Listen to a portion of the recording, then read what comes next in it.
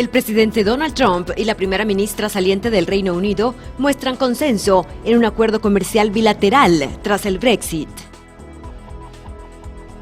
Posiciones encontradas entre Donald Trump y delegados en Washington sobre la decisión de imponer aranceles a los productos provenientes de México.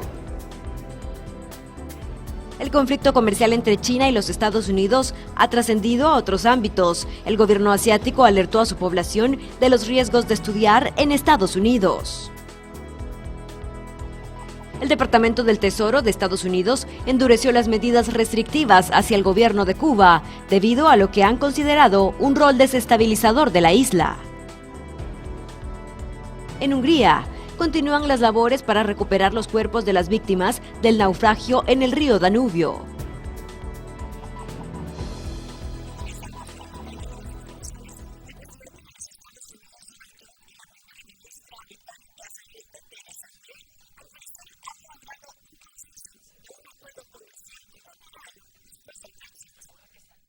Segundo día de la visita de Estado de Donald Trump al Reino Unido y un encuentro centró su agenda.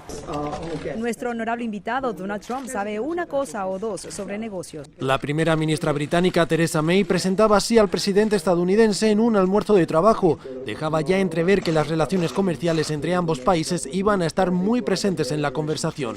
De hecho, la Casa Blanca había promocionado el viaje del mandatario, pospuesto en varias ocasiones, como una oportunidad para reforzar los lazos comerciales con el Reino Unido. Presidente, usted y yo acordamos la primera vez que nos reunimos que deberíamos apostar por un ambicioso acuerdo de libre comercio cuando el Reino Unido abandone la Unión Europea. Y a juzgar por nuestra positiva discusión de hoy, sé que seguimos comprometidos a ello. Mientras el Reino Unido se prepara para abandonar la Unión Europea, Estados Unidos está comprometido a un acuerdo fenomenal con el Reino Unido. Hay un potencial tremendo en este acuerdo comercial. El pueblo británico decidió abandonar la Unión Europea en un referendo en 2016. Desde entonces, el gobierno ha estado negociando una salida sin éxito. Las diferentes propuestas de May han sido frenadas en el Parlamento, lo que la llevó a renunciar a su cargo. De materializarse el Brexit, Londres podría ser más dependiente de Estados Unidos por la debilitación de los lazos con los otros 27 países miembros de la Unión Europea. Sin embargo, los intentos de May por reforzar las relaciones comerciales con Estados Unidos podrían verse frustrados una vez abandone el cargo este viernes. Bricio Segovia, Voz de América, Washington.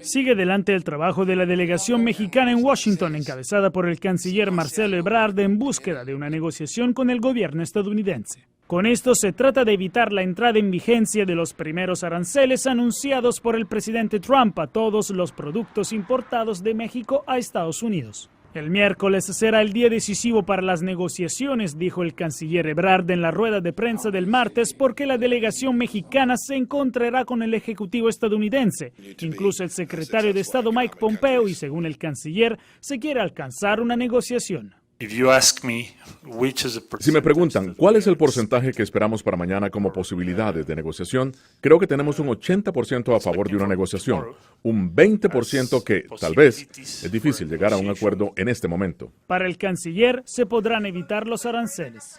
Todo dependerá de la reunión del miércoles, definida como el núcleo de toda la negociación. Sin embargo, México ya está listo para todos los posibles escenarios, dijo el canciller. Entre tanto, como había revelado el periódico Washington Post, los republicanos del Senado estarían discutiendo la posibilidad de una votación para bloquear los aranceles de Trump. El mandatario comentó: No creo que lo hagan. Creo que si lo hacen es una tontería. No hay nada más importante que las fronteras. Respondiendo a un reportero, el presidente dijo que la amenaza de los aranceles es real y que se impondrán el próximo lunes, minimizando la posibilidad de conseguir un acuerdo esta semana con México. Jacopo Luzzi, Voz de América, Washington.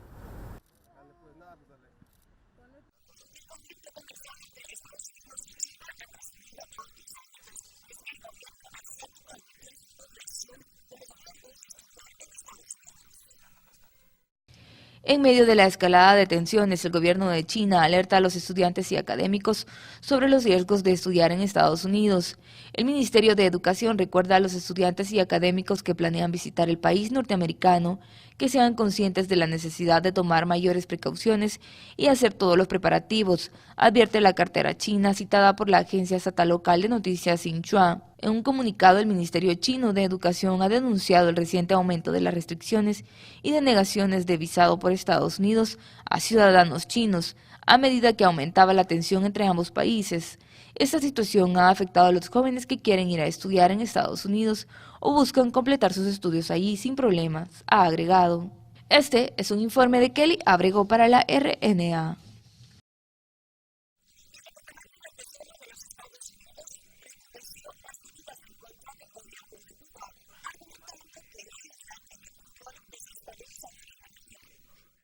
Estados Unidos apretó aún más la tuerca a las restricciones relacionadas al embargo cubano.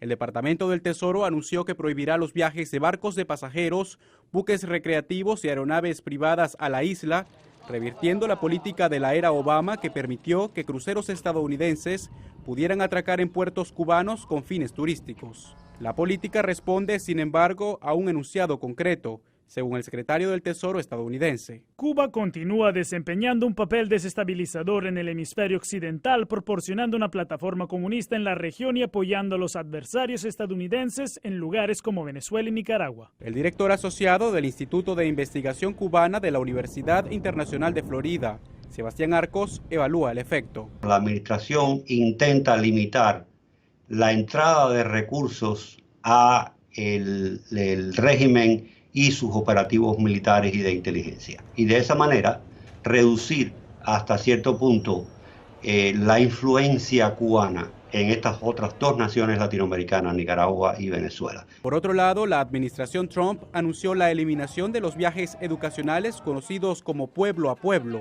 una de las 12 categorías con las que los estadounidenses podían viajar a la isla. Estos son grupos de personas que se organizan para viajar juntos a Cuba, trabajando con compañías de viajes acá en Estados Unidos que están a su vez en colaboración con entidades turísticas en Cuba que les organizan todo un itinerario y no necesariamente tiene una implicación académica. Algunas categorías como los viajes académicos o encuentros profesionales siguen siendo permitidos, pero la mayoría de ellos bajo ciertas condiciones y licencias. 1, que no estén relacionados con una lista que contiene los nombres de ministerios, hoteles, entidades y subentidades cubanas. Y 2, que los itinerarios no incluyan tiempo libre en exceso para actividades recreativas y turísticas en la isla. El gobierno cubano reaccionó de inmediato, rechazando enérgicamente las nuevas sanciones contra Cuba, que aseguran pretenden asfixiar la economía y dañar el nivel de vida de los cubanos. Jorge Agobián, Voz de América, Washington. Estamos de regreso con ustedes, nos vamos hasta Hungría, donde continúan las labores para rescatar los cuerpos de las víctimas del naufragio en el río Danubio. Los equipos de rescate húngaros continúan buscando en el río Danubio, en Budapest, a las víctimas del accidente en barco de la semana pasada. Las autoridades dijeron el miércoles que otro buzo fue recuperado del bote hundido, que verificaron la condición del accidente antes de su posible recuperación con una grúa flotante. No se dieron a conocer más detalles sobre el fallecido. El número de muertos ahora es de 13, 15 en su mayoría surcoreanos aún están desaparecidos. Solo se sabe que 7 personas sobrevivieron cuando el barco colisionó con un crucero por el río hace una semana, se volcó y se hundió en unos 7 segundos. 7 de las 13 víctimas fueron encontradas inmediatamente después del accidente. Este es un informe de Kelly Abrego para la RNA. Y en la India se complican las labores para rescatar los cadáveres del equipo de escaladores que desapareció en una montaña del Himalaya debido a lo complicado del terreno.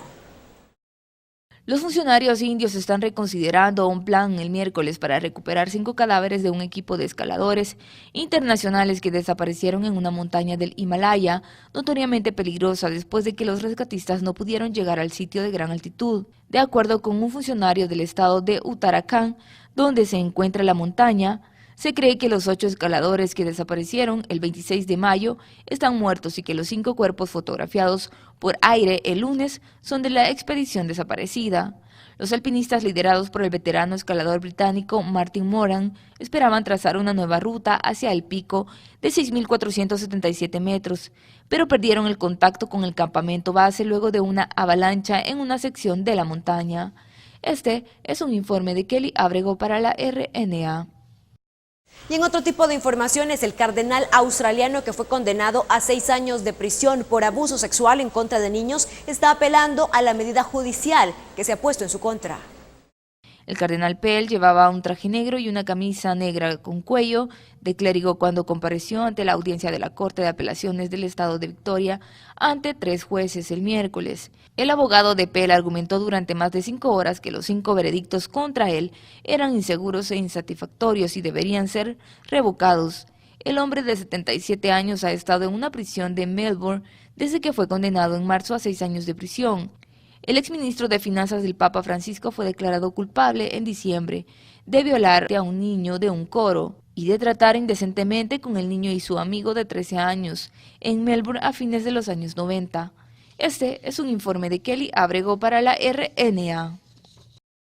Y en Inglaterra, los países aliados en la Segunda Guerra Mundial conmemoran el 75 aniversario del conflicto, leyendo algunos testimonios de los participantes.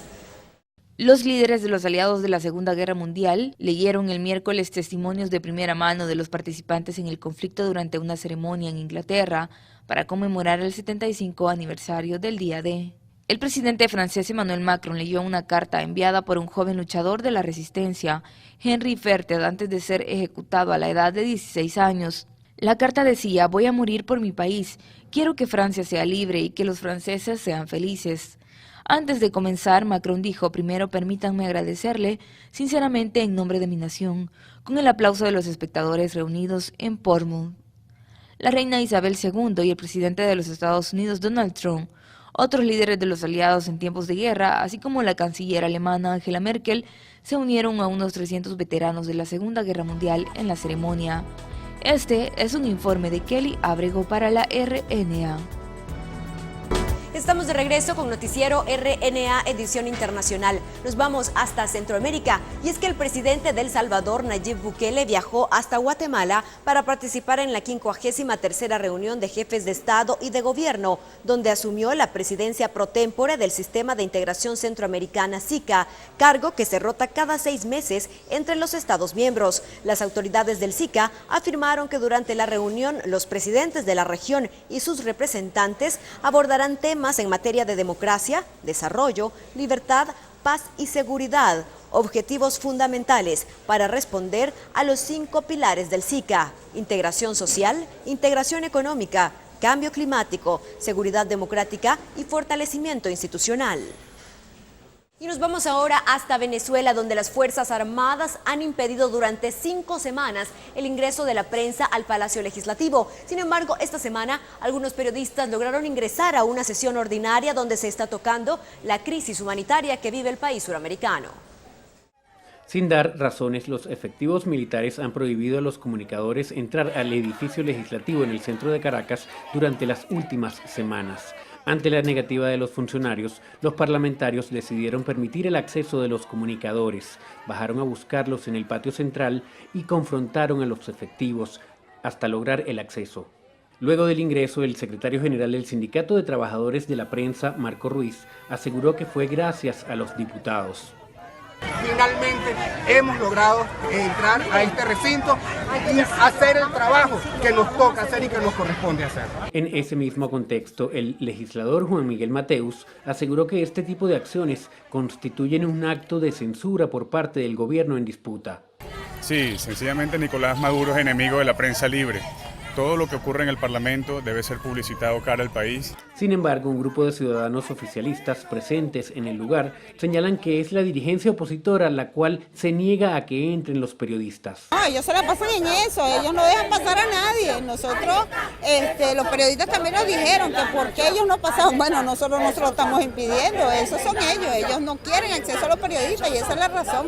Ellos sus sanciones son, sus sesiones son para sancionar a Venezuela. Ellos están vendiendo al país. Se reúnen aquí todos los martes para vender a Venezuela. Hasta el momento, ningún funcionario del gobierno en disputa se ha pronunciado sobre el ingreso de trabajadores de la prensa al Palacio Federal Legislativo. Álvaro Algarra, Voz de América, Caracas. Y nos vamos ahora hasta Tailandia, donde el Parlamento está a punto de elegir a un nuevo primer ministro y entre los contendientes ya hay un favorito. El Parlamento de Tailandia se reunió el miércoles para una votación que se espera mantenga a Prayut Chan-o-cha como primer ministro 5 años después de que tomara el poder en un golpe militar. Prayut fue nominado por el partido Palang, respaldado por los militares, y se enfrenta a un único oponente que representa a una coalición de partidos antimilitares, Thanator del partido Future Forward. Aunque se esperaba que se realizara una votación el miércoles, el momento se volvió incierto debido al debate abierto con las dos partes que promocionaban los méritos de sus candidatos y las debilidades de los oponentes, lo que fue una novedad para los tailandeses de ver la lucha parlamentaria después de 5 años de gobierno del ejército en los que solo había una asamblea de campaña de caucho manso. Ninguno de los candidatos estaba en la Cámara para el debate. Este es un informe de Kelly Abrego para la RNA. En el siguiente resumen compartimos con ustedes más información importante.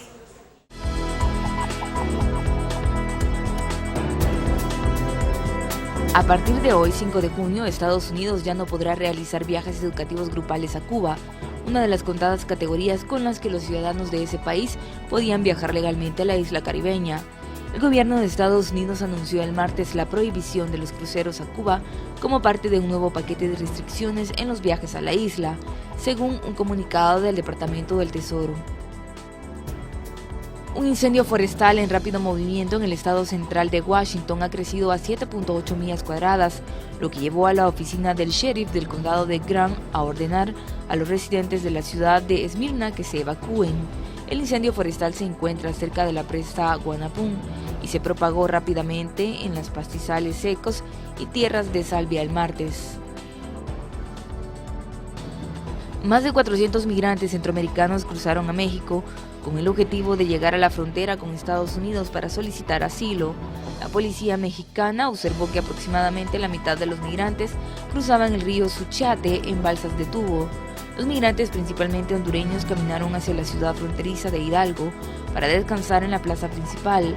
La otra mitad de los migrantes cruzó el puente que une México y Guatemala y esperó para registrarse en una oficina de inmigración mexicana. Incluían muchas mujeres y niños. Este es un informe de Kelly Abrego para la RNA.